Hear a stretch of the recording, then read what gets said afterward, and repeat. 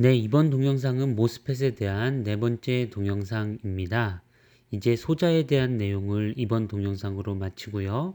다음번 수업부터는 인버터에 대한 내용을 다루려고 하고 있습니다. 지난 시간에 우리는 주로 온 커런트와 오프 커런트의 개념에 대해서 설명을 했죠. 이제 온 커런트에 대해서 이야기를 해보도록 하겠습니다. 온 커런트가 아이디어란 경우보다 작아지는 데에는 이유가 있을 텐데요. 그 이유와 관련해서 옥사이드 캐패시턴스라든지 W라든지 L이라든지 이런 값들은 지오메트리로 결정이 되는 값이라고 수업 시간에 말을 하였습니다. 결국 바뀔 만한 파라미터로 물리적인 파라미터로 모빌리티가 있을 것인데요. 모빌리티가 게이트 전압의 함수로 나타나는 것을 이 슬라이드에서 보고 있습니다. 게이트 전압을 더 높은 게이트 전압을 인가하게 될 경우에 우리가 일렉트론들을 더 강한 전기장으로 산화막과 반도체 계면으로 끌어당기게 됩니다. 하지만 이 계면은 완전한 계면이 아니기 때문에 전자의 입장에서는 산란원으로서 동작을 하게 되죠. 그래서 전자가 이 계면에 조금 더 가까이 위치하게 될 경우에 모빌리티 값이 급하게 감소하는 경향을 보이게 됩니다. 식 2.2.3을 보고 계신데요. 이것은 전자와 홀에 대한 이펙티브 모빌리티의 경험적인 식을 나타내고 있습니다.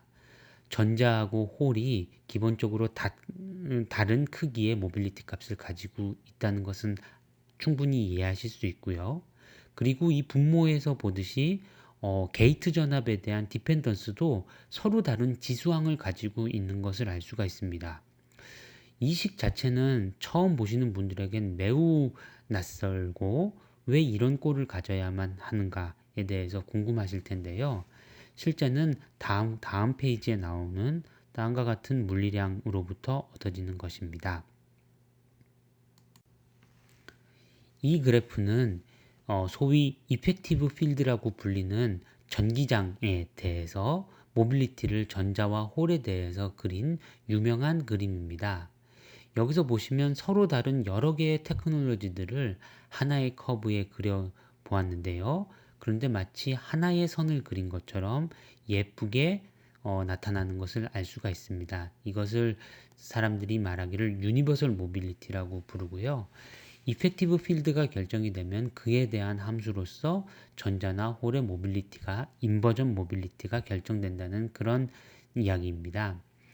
그래서 그 전 페이지에 나와 있었던 보기에 아주 복잡해 보였던 식은 사실 이펙티브 필드에 대한 모빌리티의 의존성 부분을 반영한 것에 불과한 것입니다. 그런데 전자와 홀이 왜 다른 지수항을 가지고 있을까요? 그것은 다음과 같이 볼 수가 있는데요. 이 그래프에서 X축이 1메가볼트 근방의 값을 한번 보시겠습니까? 이때 보시면 이 로그 그래프에서 홀은 훨씬 더 완만하게 모빌리티가 감소하고 있음에 비해 전자 같은 경우에는 훨씬 빠르게 모빌리티가 일렉트릭 필드에 대해서 감소하고 있는 것을 알 수 있습니다. 이 차이가 바로 지수의 차이를 나타낸다고 설명을 드렸었습니다. 예제 2.3을 실제로 풀어보았는데요. 그 앞에 나왔던 식이 옳은 식이라고 가정을 하고요. 엠모스와 피모스에 대해서 값을 대입하는 과정을 직접 보여봤습니다. 그러면 전자에 대한 모빌리티 값이 96 제곱센티미터 퍼 볼트 세컨 정도가 나오게 되고요. 홀은 그보다 더 작은 36 근처의 값을 가지게 됩니다. 우리가 이때 바라봤던 것은 일렉트릭 필드가 작을 때, 게이트 전압이 낮을 때에 해당하는 모빌리티 값은 무려 540이나 185 같은 그런 값을 가지고 있었지만 실제로 온 커런트가 되었을 때는 모빌리티가 심하게 작아진다는 것을 알 수가 있었습니다. 지금까지는 모빌리티가 게이트 전압에 따라서 어떻게 바뀌는가에 대해서 살펴보았습니다. 온 전류를 계산을 할 때는 게이트 전압이 VDD에 가깝게 BDD로 주어지기 때문에 여기에 의해 게이트 전압에 대한 모빌리티 열화가 심할 것이라는 걸 생각할 수 있었죠.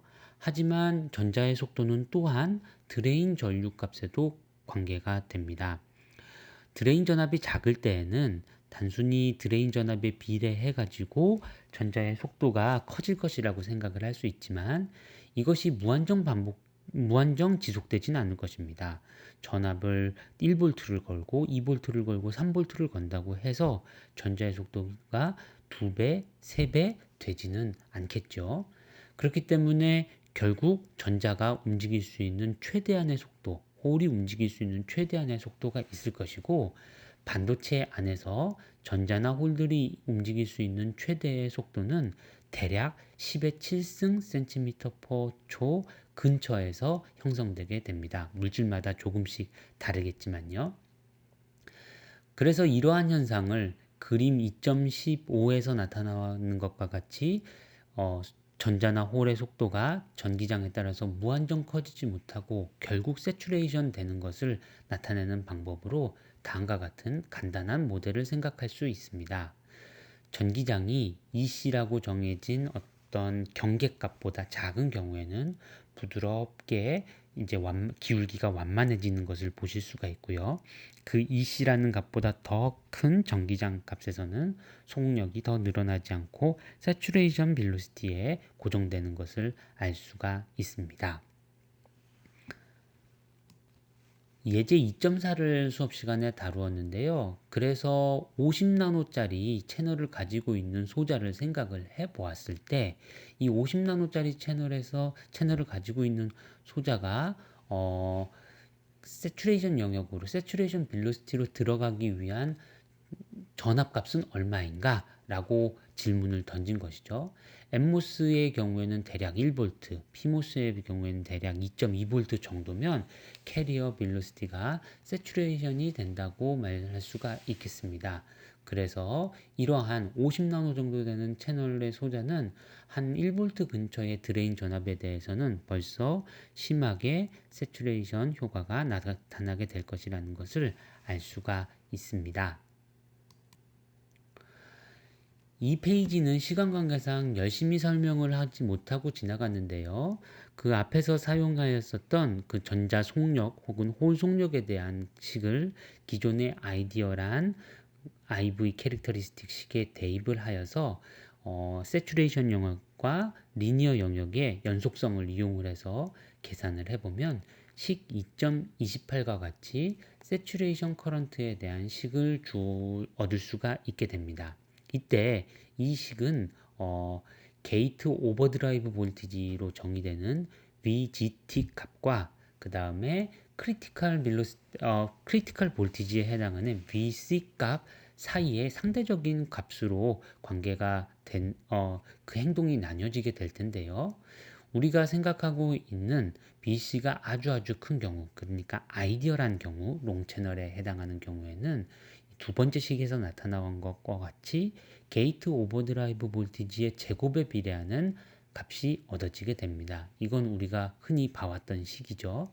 하지만 반대의 경우, 만약에 VC가 상당히 작을 경우에 대해서는 세츄레이션 커런트가 게이트 오버드라이브 볼티지에 대해서 오직 선형적으로 비례하는 결과가 나타나게 됩니다. 이것이 도대체 무슨 중요성이 있을까요? 만약 세츄레이션 벨로시티가 게이트 오버드라이브의 볼티지에 대해서 단순히 선형적으로 비례하게 된다면 게이트 전압의 어떤 온 커런트 조건을 위해서 게이트 전압에 VDD가 걸려 있는 상황이라도 우리가 예상할 수 있는 세츄레이션 커런트, 즉 I-ON의 값은 생각보다 그리 크지 않을 것이다 라는 것을 알 수 있는 것이죠. 자, 이렇게 해가지고 모빌리티와 관련된 내용들을 오늘 다루어 보았고요. 다음번 수업의 첫 번째 부분에서는 문턱 전압의 변화나 혹은 리키지 변화에 대해서 짤막하게 다루고 바로 인버터에 대한 내용을 다루도록 하겠습니다. 그리고 이번 주 숙제는 별도의 연습 문제를 푼다기보다는 시모스 테크놀로지에 대한 조사를 하여서 그에 대한 리포트를 작성하는 것으로 제시를 하였고요. 이것이 그냥 문제를 푸는 것보다 훨씬 더 수강생 여러분들에게 많은 정보를 줄 수 있을 것으로 기대하고 있습니다. 감사합니다.